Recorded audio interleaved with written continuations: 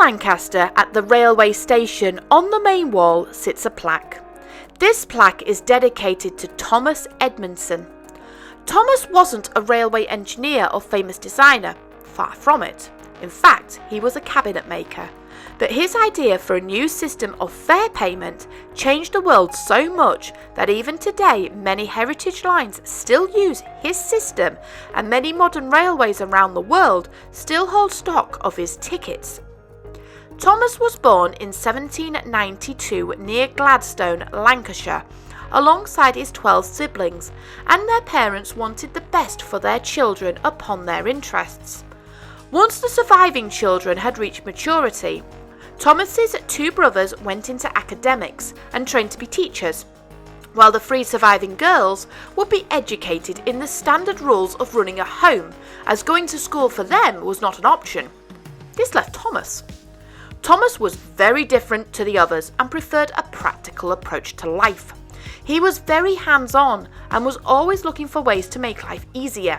Therefore, seeing that the academic role was not going to work, Thomas's parents placed him in the apprenticeship of a cabinet maker.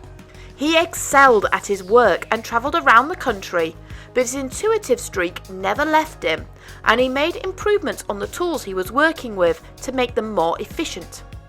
Thomas settled in Cumbria to become a partner in a cabinet making business, but the venture failed, and Thomas was forced to declare bankruptcy.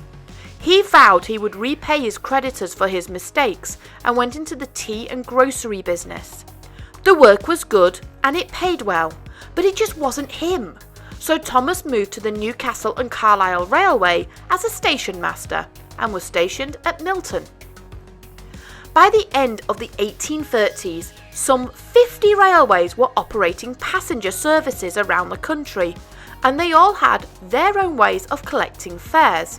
Some railways use reusable copper cheques with various information which could be given to customers and taken back, while others relied heavily on paper tickets torn from books.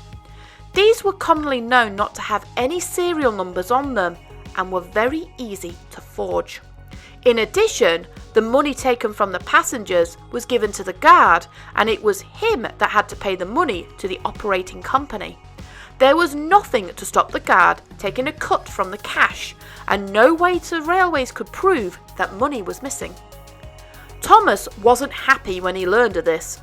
Thanks to his bankruptcy, he was forced to cut ties with his religion, the Quakers, but he still retained all their values, and he saw 3 points he would have to overcome. He had to ensure that the passenger paid the fare. He had to establish that the passenger had the entitlement to move between points, and he had to ensure that all money due was paid to the operating company. Instead of using paper or reusable brass or copper tags, Thomas decided to cut pieces of card and handwrite the journey Milton to Castle, the class and the fare, and numbered each ticket separately. After making several of these, he was ready to start the day. Before he sold the first ticket, he noted the serial number. Then at the end of the day, he took the last sold serial number and subtracted that from the starting serial number. That gave him the number of tickets sold. All he had to do then was multiply that number by the fare, and he had an exact amount that should be in the till. Both the serial numbers and the amount taken in the till can be taken with the guard, and the railway knew instantly how well that station was doing and how much the railway made daily with nowhere to hide. It also made sense on a forgery level, as the serial numbers cannot be replicated or reused, can easily be checked with the station master if the ticket was issued or not. The plan, in principle, worked, but writing out tickets were boring and laborious, so Thomas constructed a frame to allow his tickets to be printed, and the station names could easily be changed, as Thomas could simply carve the names out of wood. The new system worked, and the railway companies began to take notice of the station master's plan. But Thomas's employer was not keen and were not reluctant to go forward. Seeing an opportunity, The Leeds and Manchester Railway swooped in and offered Thomas a new role with a double salary if he brought the system with him. Thomas gladly accepted, and with the railway's help, established the new fare system. He was only there 2 years, but in that time he was able to establish a printing business for his tickets. The Birmingham and Gloucester Railway was the next to adopt the Edmondson system and employed Thomas's son to implement it. In just 3 years, 13 British companies and overseas railways were now running on the Edmondson system, with others following suit. When the Railway Clearinghouse was set up, using the system was not only credited, but it became a condition of membership that the railway must adopt the system. While the serial numbers had made it harder for fraudulent tickets to be made, it was still easy to use fraudulent or expired tickets. It made sense to date the date on the tickets, so it'd be easier for people to check. Rather than write the date on the tickets, Edmondson created the wooden ticket press. The date can easily be changed, and you can easily press tickets quickly and simply by putting the ticket in the machine, and the date will be punched through an ink ribbon and onto the card. Thomas turned to John Baylock for creating the dating presses. John had worked for many years in the metal business and was a clockmaker by trade, but his failing eyesight had stopped him working on the more precise timepieces. He created a metal version of the wooden press, which was much smaller and much more hard-wearing. Later models would emboss the date on the tickets. Soon other metal workers took on the idea, and the railway would have a variety of devices, including one with spinning wheels or were inked from a pad rather than a ribbon. Working together, Thomas and Baylock now turned to the tickets. The railway network had expanded, and demand was so high that Edmondson's printing press was not able to keep up. Both men worked together to create a new prototype machine that would print and number tickets consecutively. The number system would work on a cogged basis, kind of like a watch, and with every stroke of the handle, the number progressed. When the number hit the hundreds or thousands, the mechanism moved to the next wheel.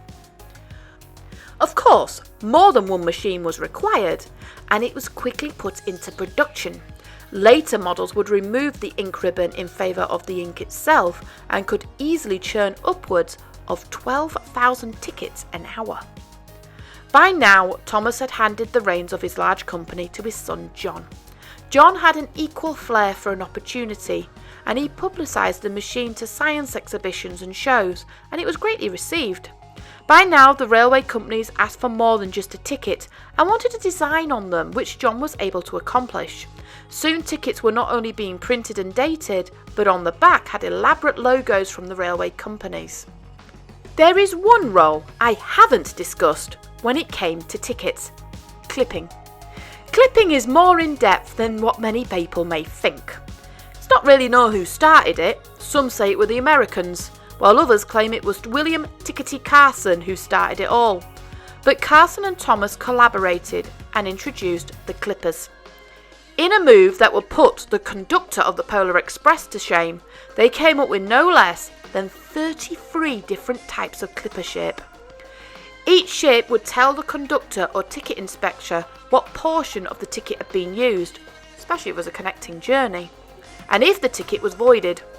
Not to be undone, the Great Western Railway would remove a notch and emboss the ticket with a code, denoting what station had punched the ticket. Some, like Brighton, would cut out a B shape. It was an utterly lovely confusing mess, but it made sense depending on what railway you travelled on. Now that the main crux of the ticketing system was sorted, there was just one other problem. The tickets were still made out of card like Thomas had made them all those years ago, but having a bundle of them on the side of the counter was a recipe for disaster, especially if they were knocked over. The tickets must remain in numerical order, and all it takes is one slip for the system to go awry. Thomas used his prior woodworking skills to create a cabinet with racks called fuses that would hold the tickets in numbered order. The tickets would be then drawn from the bottom of the rack, and gravity would pull the rest down. The cabinet included drawers to house bundles of tickets when not in use. Thomas passed away on the 22nd of June 1851, a successful inventor and a mastermind of the modern ticketing system, and his firm, now called John B. Edmondson, carried on for nearly 100 years before shutting down due to the Second World War. The Edmondson tickets themselves were gradually phased out after the Second World War in favour of more computerised tickets and tickets that worked on magnetic strips. But the principle is still the same. Serial numbers on the tickets, the destination, the date issued and the ticket type. Nowadays we use our phones to buy tickets online without giving it much thought, and the QR scannable codes give the conductor everything they need. It also helps reduce and identify fare dodgers much easier. The Edmondson system, though, can be seen on the vast majority of heritage railways, and many use the tickets today. Last year I went to Bodmin, and I still have my Edmondson ticket as a lovely reminder of my time there, and many are now collector items. So, you wonderful people, have a look around. If you've been to a heritage line, chances are you have an Edmondson ticket, just as you would have 150 years ago.